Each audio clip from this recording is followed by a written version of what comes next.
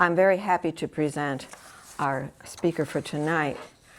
Kristy was raised in Punxsutawney, Pennsylvania by two loving parents, and she retired after 37 years in education field where she was a teacher, felicitator, coach, and educational consultant. She is a 2014 graduate of Fellowships of the Spirit School of Healing and Prophecy and was ordained at that time. She continues to serve as a mentor, church chair, and speaker, and summer workshop coordinator. She was recently ordained by the Church of the Living Spirit also. Kristy lives in Erie, Pennsylvania. She volunteers and is currently on the board of the Community Shelter Services, a shelter dedicated to providing housing, help, and hope to the homeless. She spends her summers in Lilydale, where she leads morning meditation, coordinates workshops, chairs church services, and serves at the 2:30 service as an usher, chairperson, and speaker. For I hope not all at the same day. You might be surprised. I hear you, girl. I hear you, girl. For more than 10 years, she has regularly served in the Healing Temple. Kristy is an avid teacher and a long-time learner. Like our friend Ed. And she also enjoys traveling, especially on spiritual trips. I welcome and present Kristy Garvin, Reverend Kristy Garvin. Thank you. So tonight is harvest. And you know, when I looked at this, I thought I was the 5th week because I didn't realize we had 2 weeks that we were off. So it was like, what am I going to say after 5 weeks? But it worked out. And I actually have Nancy to thank for this, whether I mentioned it the other night. Nancy does with Ashley a double sound bowl. And as I was laying there, it just kind of downloaded. So here we are tonight. So thank you, Nancy. So the topic is harvest.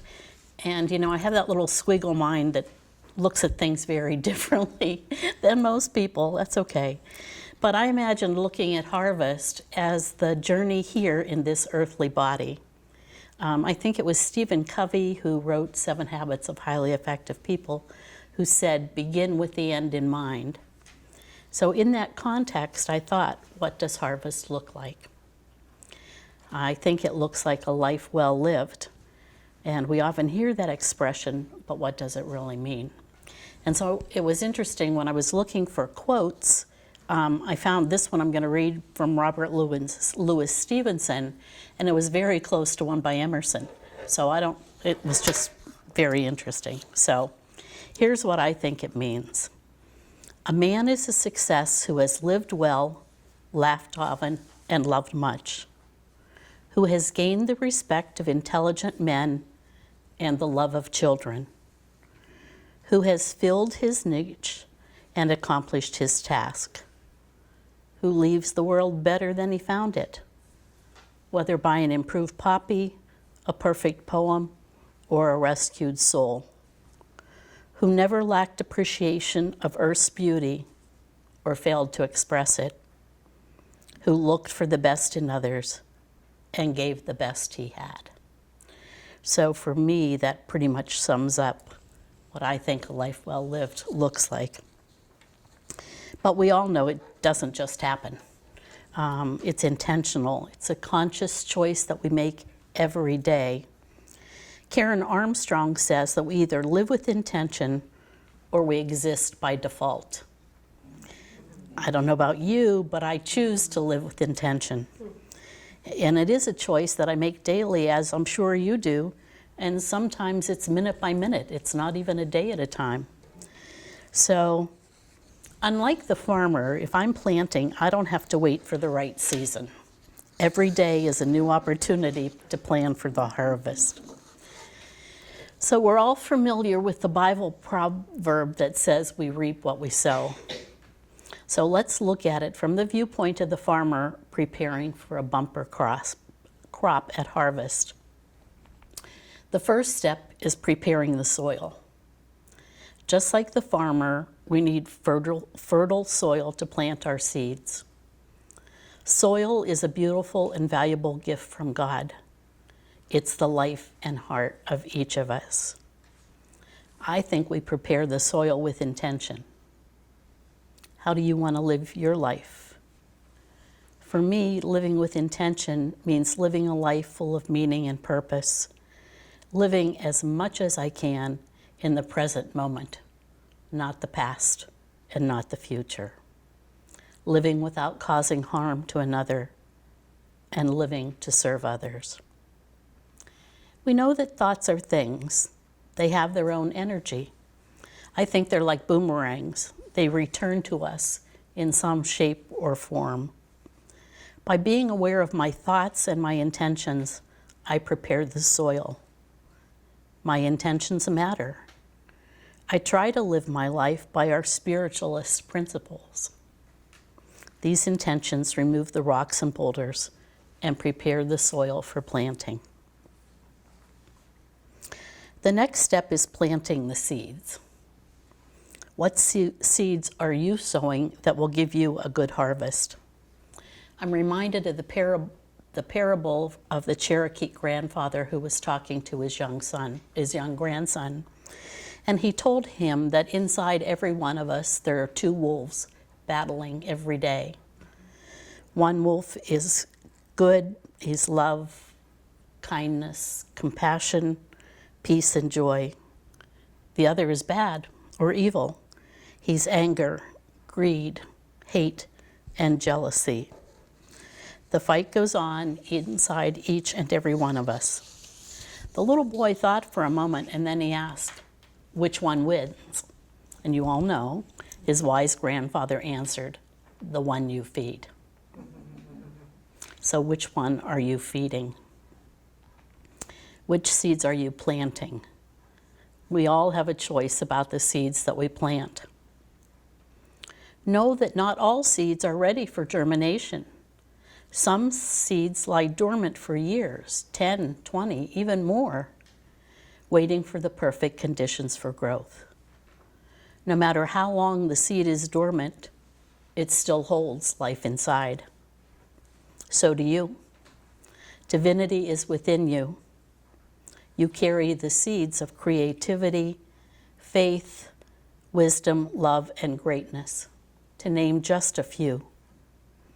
This divinity is within each and every one of us, no exceptions.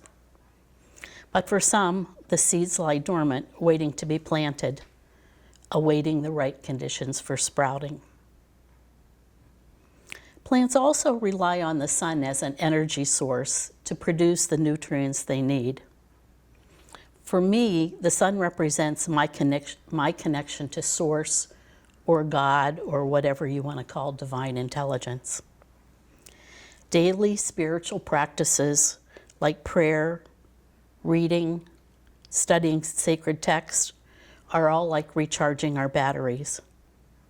Our connection to Source comes alive. I remember that I am a spark of the divine and connected to the oneness. There is no separation. We are all one. I also believe that meditation is one of the most important practices that can help us gain greater access to the divine and strengthen our connection to Source. Plants also need to be watered. Teresa of Avila says that prayer waters what God has planted in us. Fortunately, unlike the farmer, I don't have to worry about a drought. That's another story for another day, because we could spend all day with that. But I think there are a lot of ways to water our garden. The first way is forgiveness. Forgiveness for ourselves, and then forgiveness for others. Sometimes we're our own worst enemies. I don't need to tell you that. But self-forgiveness is simply the acceptance of our own imperfections. Just a little self-disclosure. I know you'll be surprised, but I'm not perfect. But neither are you.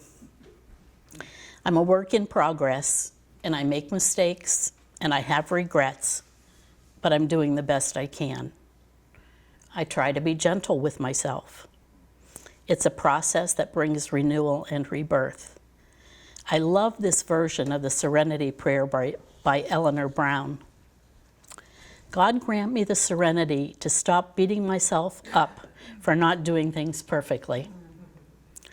The courage to forgive myself because I'm working on doing better. And the wisdom to know you already love me just the way I am. Yeah, I just thought that was a lovely from her. So forgiveness of others is really a gift that we give ourselves. It allows us to let go of the anger, the resentment, the pain, and perhaps more importantly, it allows us to move forward. Without forgiveness, we're stuck in the past. And often that's an uncomfortable, painful place to be. I encourage you to free yourself. It's interesting, on the wall over there in the polka dot frame, there are 5 sayings about forgiveness. I don't know if anybody's ever read them. So my favorite is, forgiveness is opening the door to set someone free and realizing you were the prisoner. Yeah. Gratitude is another way to water our gardens. Maya Angelou says, stormy or sunny days, glorious or lonely nights, I maintain an attitude of gratitude.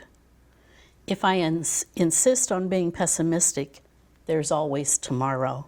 Today I am blessed. Living with gratitude makes what you have enough, more than enough. It helps us acknowledge the goodness and the abundance in our lives.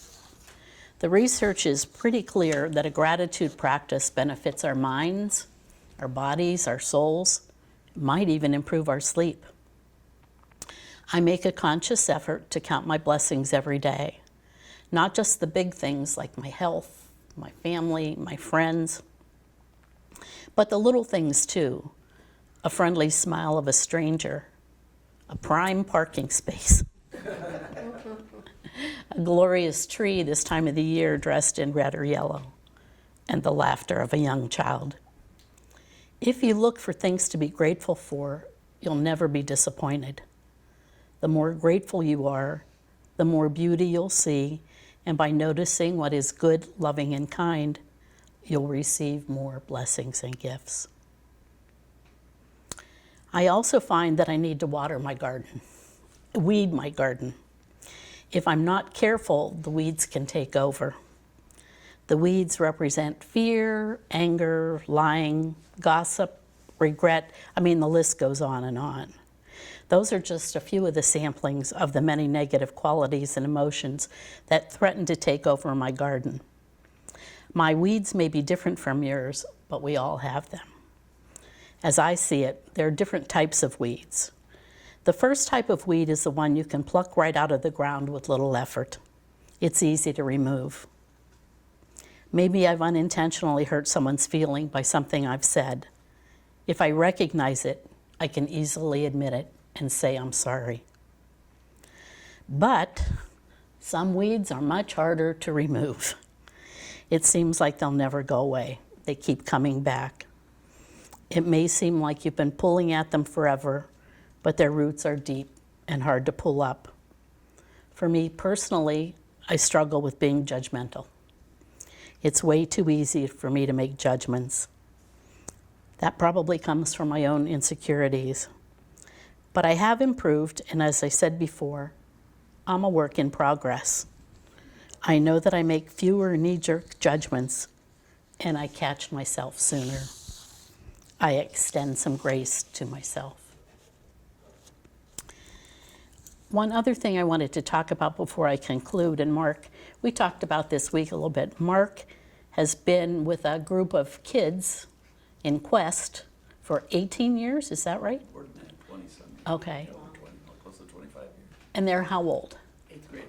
So 8th graders, so young teenagers. So he's planting those seeds, and we were talking this week about how some of those seeds have come to fruition by the number of people who have gone into nature and appreciate, and those who have gone into environmental sciences. I'm sure you named some others too. But you never know, I don't think you know, where those seeds are going to sprout. So in conclusion, if we live with intention, plant the right seeds at the right time, and water and weed our garden, we will reap what we sow, a fruitful harvest of a life well lived. Galatians 5:22 and 23 says, "The fruit of the Spirit is love, joy, peace, patience, kindness, faithfulness, gentleness, and self-control." So I ask you, how does your garden grow?